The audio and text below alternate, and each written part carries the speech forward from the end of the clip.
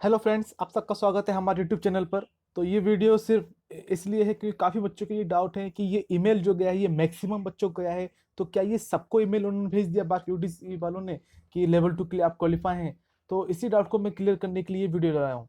तो देखिए, जैसा कि हम सबको पता है, हम जिस किसी भी ग्रुप में देखते हैं जहाँ भी डिस्कशन होता है इसके ऊपर, उसमें सब बोलते हैं कि हाँ मुझे भी ईमेल आया है। मैंने काफ़ी कमेंट्स देखे अपने वीडियो पर, सब ये बोल रहे हैं कि हाँ मुझे भी ईमेल आया, मुझे भी ईमेल आया है। किसी ने अभी तक ये कमेंट नहीं किया कि मुझे ईमेल नहीं आया है। तो आप पहले इस बात को समझिए। मतलब मेरा एक दोस्त जब वो एग्जाम देने गया था तो एग्जाम सेंटर पे उसने पूछा था कि जो 2016 में बार यूडीसी का एग्जाम हुआ था उसमें किन किन लोगों को क्वालिफाई किया गया था लेवल 1 में। तो उसने एक बात बताई थी कि जिन लोग का भी 50% के ऊपर है, मतलब जैसे ये फुल मार्क्स इसका 120 है तो 50% इसका 60 हुआ। तो जिनका भी 60 के ऊपर है जनरल कैटेगरी का, उनका सिलेक्शन हुआ है। और बाकी जो category OBC S T S C, उनका अपना अपना जो उनका 40% था 30% था उसके ऊपर जिनका है उनका सिलेक्शन हुआ था। और इस बार भी वैसे ही हुआ। और मुझे लगता है कि इस बार भी उन्होंने जिनका भी 50% के ऊपर है उनका उन्होंने सिलेक्शन किया हुआ है। तो इसमें इतना आश्चर्य होने वाली बात कोई नहीं है। और फिर आप इस एग्जाम के नेचर को समझिए। ये एग्जाम सिर्फ और सिर्फ क्वालिफाइंग नेचर का था। मतलब अब देखिए, अब 1 लाख बच्चे एग्जाम देते हैं, लेकिन अब 1 लाख बच्चों का मतलब 1 लाख बच्चों ने अप्लाई किया था, तो 1 लाख बच्चों का तो ऑफलाइन एग्जाम नहीं कर सकते ना, ऑफलाइन डिस्क्रिप्टिव। फिर तो कॉपी चेक करने में 1 साल लग जाएगा। फिर रिजल्ट कब आएगा, फिर ज्वाइनिंग कब होगी? इसलिए उन्होंने ये एमसीक्यू टेस्ट पहले करा लिए लेवल 1 में, ताकि बच्चे सिर्फ स्क्रीन इन हो सके और स्क्रीन इन आउट हो सके। लेकिन उनका जो मेन मकसद है वो है डिस्क्रिप्टिव पेपर, कि कौन बच्चे लिखने में अच्छे हैं, किनकी इंग्लिश अच्छी है, किनकी ग्रामर अच्छी है, किनकी इंग्लिश लैंग्वेज में पूरा अच्छी पकड़ है उनकी। उनको वैसे बच्चे चाहिए। क्योंकि आप इस जॉब के नेचर के बारे में आपको थोड़ी ही देर में बताऊंगा। लेकिन आप पहले ये समझिए कि कुछ बच्चे जो होते हैं वो एमसीक्यू में बहुत अच्छे होते हैं। मतलब उनका बस क्वेश्चन देखा और आंसर तुरंत से बिल्कुल ठीक। तो उनको वैसे बच्चे नहीं चाहिए। उन्होंने सिर्फ ये एग्जाम कराया एमसीक्यू ताकि बच्चे स्क्रीनिंग, मतलब थोड़े बच्चे कम हो सकें डिस्क्रिप्टिव के लिए। लेकिन उनका जो मेन मकसद है, जो उनका मेन क्राइटेरिया है, वो है राइटिंग डिस्क्रिप्टिव। इसलिए उन्होंने ये कराया। मैंने अपनी पिछली वीडियो में भी बताया था कि अगर आप राइटिंग में अच्छे हैं तो आप किसी प्रकार से अगर 1 या 2 मार्क्स से अगर आप अपना ये एमसीक्यू, ये लेवल 1 का एग्जाम निकाल लेते हैं, तो आपको फिर मीन्स आपके लिए फिर राह आसान हो जाएगी आगे की। तो आपको अपनी राइटिंग स्किल पे ही ध्यान देना है। और उन्होंने ये एग्जाम कराया था सिर्फ बच्चों को छांटने के लिए। अब आप इसका नेचर समझिए एक बार।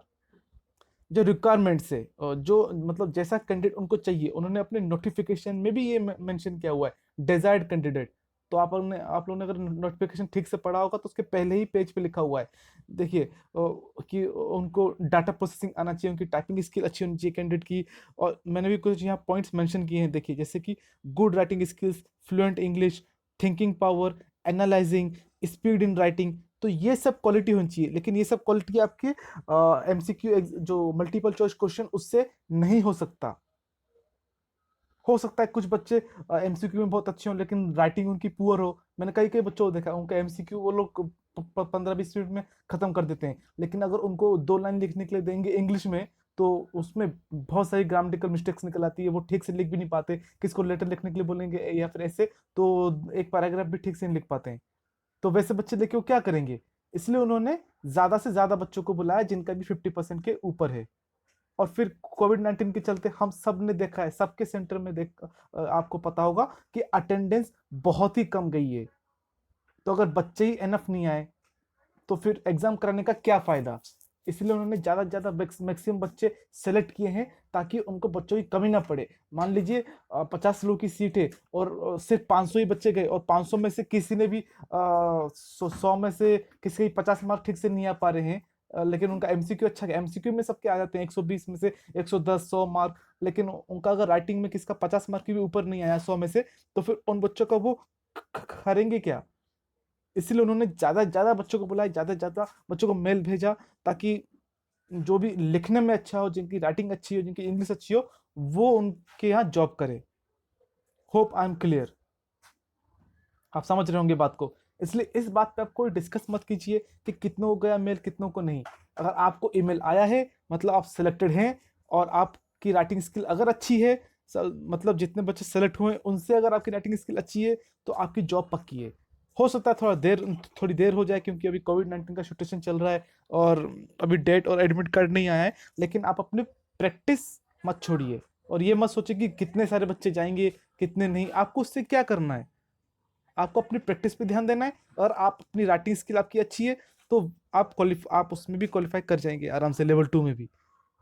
और जितने बच्चे गए वो सबकी राइटिंग क्वालिटी इतनी अच्छी नहीं होगी, क्योंकि ये एमसीक्यू टेस्ट था। और जैसे कि मैंने पहले ही बताया कि काफ़ी बच्चे एमसीक्यू में अच्छे होते हैं, बहुत अच्छे होते हैं, लेकिन उनकी राइटिंग स्किल इतनी अच्छी नहीं होती। और यही चीज़ होती है जो भी आईएएस का होता जो भी आईएएस का एग्जाम होता है, जो भी यूपीएससी सिविल सर्विसेज में जो एग्जाम होते हैं, जिसका प्री होता है, उसमें एमसीक्यू में काफ़ी बच्चे पास कर लेते हैं आराम से। लेकिन जो फाइनली जो मेंस में जो राइटिंग टेस्ट में जो होते हैं, सिलेक्शन जिनका होता है, वो कितने होते हैं? समथिंग अराउंड 1000 या फिर 2000। तो यही बात है, आप यही बात अपने दिमाग में रखिए। अगर आपकी राइटिंग स्किल अच्छी है तो उसे बनाए रखें, अगर एवरेज है, थोड़ी कम है, तो उसे इम्प्रूव करने की कोशिश करें। जिसकी राइटिंग स्किल अच्छी होगी वो ये एग्जाम क्वालिफाई कर जाएगा आराम से। फिर चाहे कितने ही बच्चे एग्जाम दे रहे हो, कितने भी अपेयर हो, उससे कोई मतलब नहीं। तो बस यही कहना था। तो अगली वीडियो के साथ बहुत जल्दी आऊँगा। Thank you for watching, take care, good bye.